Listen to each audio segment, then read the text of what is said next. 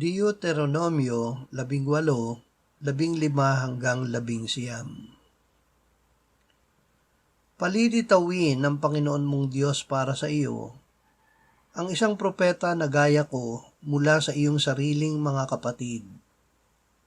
Sa kanya kayo makikinig. Ito ang inyong hiniling sa Panginoon mong Diyos sa Horeb, sa araw ng pagtitipon ng inyong sabihin, huwag mong muling iparinig sa amin ang tinig ng Panginoong kong Diyos, ni ipakita pa sa amin itong malaking apoy upang huwag akong mamatay. At sinabi ng Panginoon sa akin, tama ang sinasabi nila. Ako'y hihirang para sa kanila ng isang propeta na gaya mo mula sa kanilang mga kapatid. At aking ilalagay ang aking mga salita sa bibig niya at kanyang sasabihin sa kanila ang lahat ng aking iuutos sa kanya. At sino mang hindi makikinig sa aking mga salita na kanyang bibigkasin sa aking pangalan, ay pananagutin ko tungkol doon. Salita ng Diyos ang pakinggan.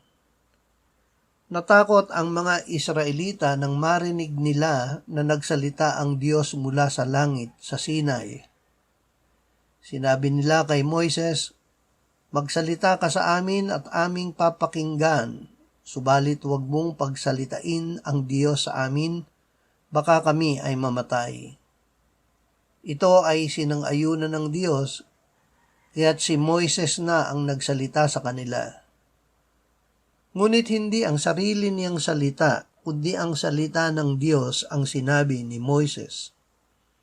Sinabi ng Diyos tungkol sa pagdating ni Kristo, aking ilalagay ang aking mga salita sa bibig niya at kanyang sasabihin sa kanila ang lahat ng aking iuutos sa kanya.